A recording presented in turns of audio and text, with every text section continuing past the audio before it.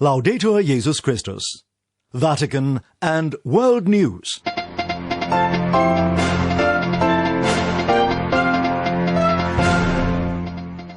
Today, Wednesday, December 23rd, is the feast of St. John Cantius.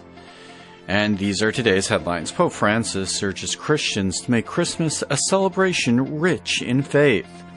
Cardinal Pietro Parolin brings Christmas greetings to the Bambino Gesù Children's Hospital. And Belgium's government confirms limits on participation at Masses for Christmas. From the Vatican, I'm Christopher Wells. Our top story today, Pope Francis held his general weekly audience this morning in the Vatican. Delivering a catechesis 2 days before Christmas, he described God's tenderness as what he called the infirmity of Jesus in the babe of Bethlehem. He urged Christians to make the celebration of the birth of Jesus rich in faith, not merely a sentimental or consumeristic event. Robin Gomes has more on the Pope's reflections. In his general audience, Pope Francis said that for Christians, the birth of Jesus is a decisive event, an eternal fire that God has kindled in the world and must not be confused with ephemeral things. Hence, it is important that it should not be reduced to a merely sentimental or consumerist festival, full of gifts and good wishes, but poor in Christian faith. Sottolineando che il consumismo ci ha sequestrato il Natale. The Pope recalled that during the Angelus prayer last Sunday, he drew attention to this problem, pointing out that consumerism has hijacked Christmas from us. The simplicity and humanity of the birth of Jesus, the Pope said, shows us that God did not look down on us, pass us by, or recoil at our misery, and did not clothe himself superficially in a body. Rather, he fully assumed our nature and our human condition, except sin. This, the Pope said, is essential to understanding the Christian faith. La debolezza di Gesù è un ammaestramento, perché ci rivela l'amore di Dio. Il Natale è la festa dell'amore incarnato. The Holy Father recalled St. Augustine, who described the humility and tenderness of Jesus as God's infirmity, which is a lesson of Christmas. Hence, Christmas is the feast of love incarnate, the light in darkness, giving meaning to human existence and the whole of history. The Holy Father thus urged Christians to prepare for Christmas by meditating a little in silence before the crib, allowing ourselves to wonder at the marvelous way in which God wanted to come into the world and be reborn in us. This, he said, will revive tenderness in us. If the pandemic has forced us to be more distant, Pope Francis said, Jesus in the crib shows us the way of tenderness, to be close to each other, to be human. I am Robin Gomes. The Vatican Secretary of State, Cardinal Pietro Parolin, visited the Bambino Gesù Children's Hospital, bringing his own and the Pope's Christmas greetings and words of encouragement for the year to come. As Linda Bordoni reports, the visit took place on Tuesday afternoon, with Cardinal Parolin speaking to the hospital community through a virtual platform. We thank God, said the Cardinal, looking into the computer monitors, to the doctors, nurses, religious and patients watching via web, for these means that allow us to stay in touch despite the pandemic. I greet and embrace each of you who are connected, he said, and I also bring the greeting and embrace of Pope Francis. But the most moving moment was when, echoing the words of one of the hospital's young patients, the Cardinal said, "Prayer is stronger than the virus." These are the words written by one of you, he said. They are written on a drawing that I keep in my study. The Cardinal thanks all hospital staff for the generous, conscientious, competent, discreet, and often hidden work they carry out, and expressed his appreciation for the prompt and effective response that the hospital has been able to offer during the pandemic. A response, he said, made possible thanks to the high standards of excellence and dedication lived every day by the institution. Faced with an unprecedented and uncertain situation, you have been able to offer an effective response, thanks to your ability, he said, to work together by combining different resources and skills. He concluded his address congratulating everyone for this result and noted that the Bambino Gesù Hospital has been able to give the best of itself in this situation because that, he said, is what it always does. From your daily commitment comes the ability to provide a response, even during emergencies. I'm Linda Bordoni. Elsewhere, Belgium's top administrative court has confirmed a government damper on Christmas celebrations. The Council of State rejected an appeal against a limit on participation at all public masses to only 15 people, including on Christmas Day. Devin Watkins has that story. It will be a low-key Christmas in Belgium this year without large public masses. The Council of State, Belgium's highest administrative court, confirmed the ban on Tuesday in response to a petition from a group of Catholic priests. The group had appealed against a ministerial order issued on December 11th which limited public gatherings for worship to 15 participants. The court rejected the request on the grounds that the restrictions are necessary to preserve public health in the context of the coronavirus pandemic. The ruling says the limit of 15 people is not contrary to the freedom of religion, the principle of equality, or the principle of proportionality. The spokesman of the Belgian Bishops' Conference, Father Tommy Schultz, expressed regret at the decision. He said the Council of State did not accept the arguments of these priests who were trying to save Christmas. The group of priests who brought the appeal called the ruling a serious development in the protection of individual rights. They added that the Council of State has given the government a wide margin of discretion in assessing whether or not to severely restrict freedom of worship. Ahead of the December 11th order that restricted access to public worship, Belgian Catholics had hoped for more flexibility on congregation sizes. Many had anticipated measures that took into account the size of the place of worship, as Italy and France had done. One of those who lodged the appeal is the rector of the Basilica of the Sacred Heart of Kolkenberg, Father Marc Leroy. He complained that only 15 people are allowed to enter his church, which is the largest in Belgium and measures over 10,000 square meters. In normal times, the church welcomes around 700 of the faithful.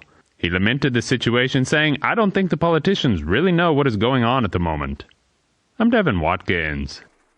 Britain and the European Union are trying to avoid a messy divorce at the end of the year. However, as Stefan Boss reports, negotiators have not yet given up hope that they'll be able to reach a trade deal. With time ticking away towards Britain's exit from the EU's orbit, both sides have still not agreed on a nearly $1 trillion Brexit trade deal. Britain's Prime Minister Boris Johnson made clear that they remain divided over competition and fishing rights. While preferring a deal, he said Britain would also be prepared to deal with the European Union under terms of the World Trade Organization, or WTO. The position is unchanged. There are problems. It's vital that everybody understands that the UK has got to be able to control its own laws completely, and also that we've got to be able to control our own fisheries. And it remains the case that WTO terms would be more than satisfactory for the UK. However, the EU's chief negotiator Michel Barnier hasn't given up hope that a deal will be reached before January 1st, when Britain entirely leaves the European Union's single market. We are really in a crucial moment, and we are giving it a final push. In 10 days, the UK will leave the single market, and I will continue to work in total transparency with the Member States right now and with the Parliament. Beyond the imposition of customs checks and other barriers, a trade deal would avert the imposition of tariffs and duties that could cost both sides hundreds of thousands of jobs. For Vatican News, I am Stefan Bos, reporting. And briefly, a huge fire broke out Wednesday at a temporary migrant camp in northwestern Bosnia that has been strongly criticized by rights groups as unsuitable due to its lack of resources. Officials said former residents started the blaze. Thick black smoke rose from the Lipa tent camp near the Croatian border that once housed 1,200 migrants. Residents were seen running away in panic from the fire, but no injuries were immediately reported. Bosnia has become a bottleneck for thousands of migrants hoping to reach neighboring European Union member Croatia and then head toward richer EU nations.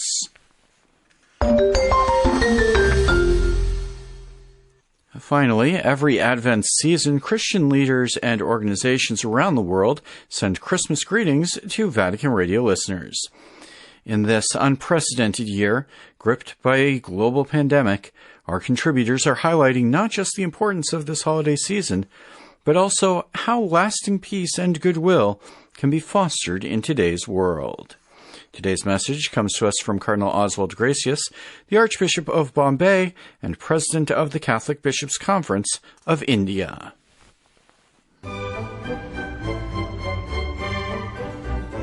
Fratelli Tutti, the encyclical of Pope Francis, given around the feast of St. Francis of Assisi, could really well have been a Christmas pastoral letter to all of us. Reading it, one realizes one gets in the deep spirit of the Christ child event, Christmas. Jesus was born in very poor circumstances, not in a palace, but in a stable in Bethlehem. Reminds us of our need to care for the poor, to have a heart that feels for them, eye that sees their difficulties, hands that reach out to them. Love for the poor is what Christmas should bring out to us. Jesus came to Bethlehem and there was no room for them in the inn. Doesn't it tell us about migrants? All the migrants have the same difficulty. They come to your place and my place and they're told there is no room for you here anymore. They are in the same plight that Jesus, Mary and Joseph were. And then Jesus' message of his coming was given by the angels the first to the shepherds. Glory to God in the highest and peace to all men of good will. The indigenous people, shepherds were indigenous people, are always the ones discriminated on and looked down upon, not given their proper rights. But this was their moment of glory. Doesn't it remind us of our own need to respect them, respect their rights, take care of them? Jesus was born in a stable, close to nature. There was no cry of discomfort from baby Jesus. He was so comfortable, closest to nature. And doesn't this remind us of our own obligation to care for our common home, to care for creation? The message of Laudato Si. God made the goods of the earth not just for one generation, but for all generations. And we are exploiting it. We are in a pandemic. And if anything has come so dramatically clear to us in the crisis, and now as we are hopefully moving towards the end of the crisis, is the need for solidarity, of being together, all brothers and sisters of one family, reaching out to one another, helping one another. I think the I and the mine should get dissolved into the we and the ours. Everything is we. We are one family. We're all brothers and sisters. This is the message of Christmas. This is what Jesus came to teach us and to bring about in human society. Happy Christmas to each one of you. God bless. And thanks to Cardinal Gracias for those words of Christmas hope and encouragement and that Christmas reflection.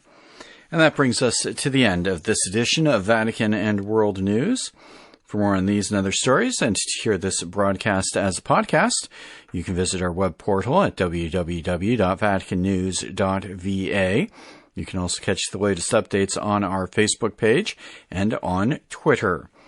Also, a reminder to join us tomorrow, Christmas Eve, at 7:30 p.m. Rome time, for our live broadcast of Christmas Mass during the night, celebrated by Pope Francis in the Vatican. Many thanks this afternoon go to our producers and sound engineers in studio. In the Vatican, I'm Christopher Wells.